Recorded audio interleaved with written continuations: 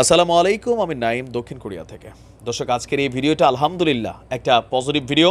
সবাই শেয়ার করেন, কারণ কিছুটা তো গায়েবী খেলা শুরু হয়েছে।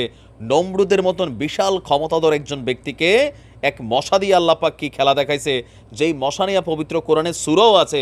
আজকের দিনে সেই মশা দখলদার সেনাদের জন্য আজরাইলের ভূমিকাতে চলে এসেছে। ভিন্ন এক ঘটনা ঘটছে যখন আমাদের আরব রাষ্ট্রগুলো ঘুমে আছে, স্বর্ণের খনি আবিষ্কার হচ্ছে, মাশাআল্লাহ এনজয় করতেছে, কিন্তু আমাদের ভাইদের জন্য এদের কোনো রকম ভূমিকা নাই। বীররা প্রাণপণে চেষ্টা করছে, ইরান একা একা কইরা ক্লান্ত।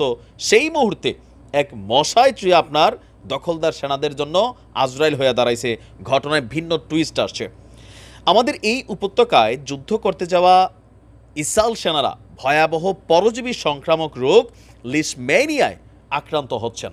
আপনার বিষয়টাকে অনেকটা গোপনীয় রাখছে দখলদাররা। আমি বলছি যে অনেক কিছুই কিন্তু দখলদাররা প্রকাশ করতে দেয় না, বাট হিব্রু ভাষায় ইসরায়েলের সংবাদ মাধ্যম মারিব তারা এই নিউজটা প্রকাশ করে দিয়েছে। বলছে যে প্রায় 100 খানেক সেনাকে এই সন্দেহজনক সংক্রমণের জন্য চিকিৎসা দেওয়া হচ্ছে।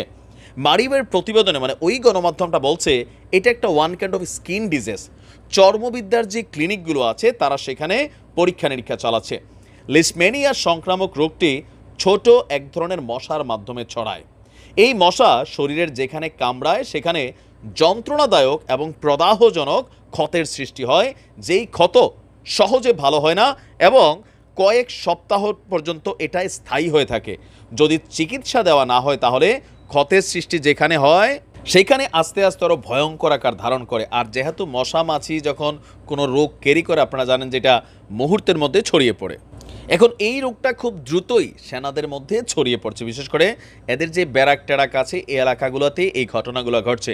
দর্শক, পরজীবী ঘটিত যেসব রোগগুলো রয়েছে সেগুলোর মধ্যে এটি দ্বিতীয় প্রাণঘাতী রোগ আলহামদুলিল্লাহ, যেটা এখন এদেরকে টার্গেট হয়েছে। ম্যালেরিয়ার পরে এর স্থান। ভিসেরাল লিশমেনিয়াসে প্রতি বছর পৃথিবীতে প্রায় 5 লক্ষ মানুষের মৃত্যু হয়। পরজীবীটি মানুষের যকৃত, প্লীহা এবং অস্থিমজ্জাতে সংক্রমণ ঘটায় এবং সময় মতো চিকিৎসা না নিলে মৃত্যু প্রায় অবধারিত।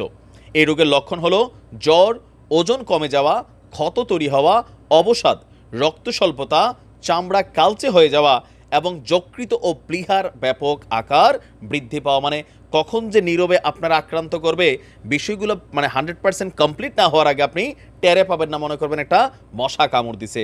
আর এই সংখ্যাটা বলা হচ্ছে প্রায় 100 খানেক মাত্র 2 দিনে। আমরা দেখছি আলহামদুলিল্লাহ, আল্লাহ পৃথিবীতে বিভিন্ন সময় বিভিন্ন প্রাণীর মাধ্যমে আপনার অনেক পজিটিভও কাজ করা, আবার অনেক নেগেটিভও করা। দেখেন, এক করোনা দিয়ে সারা পৃথিবীর কী করে ফেলছিল। তো আমরা চাই এই মশার প্রজনন আরও সেইখানে অধিক হারে বিস্তার হোক, আর দখলদারদের সেনারা যেইখানে ব্যারাক গাড়ে, যেইখানে ক্যাম্প গাড়ে, কারণ সারাদিন তো আর যুদ্ধের পোশাক পরে থাকে না, এরা যেখানে ক্যাম্প আছে সেখানে গিয়ে তো নর্মালি থাকে। যুদ্ধের পোশাক পরা অবস্থাদেরকে কামড়ানো সম্ভব না, আর ট্যাঙ্ক দিয়া মশা মারা যাবে না। এই মশা যে কোনো জায়গায় কিন্তু পৃথিবীর যত নিরাপত্তা সিস্টেম আছে সেটাকে ভ্যাত করে কিন্তু ঢুকে দিয়া ঘ্যাত করে কিন্তু একটা কামড় দিয়ে আসে।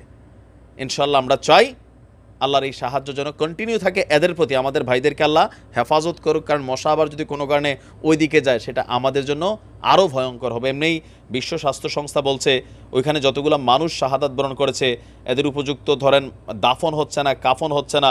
সো সেইখানে নানান রোগ প্রকার কিন্তু আমাদের ওইদিকেও ঘটতে পারে, বাট আলহামদুলিল্লাহ ঘটা শুরু হয়েছে এদিক দিয়া। শুকরিয়া আল্লাহর কাছে। ভালো থাকুন। আসসালামু আলাইকুম।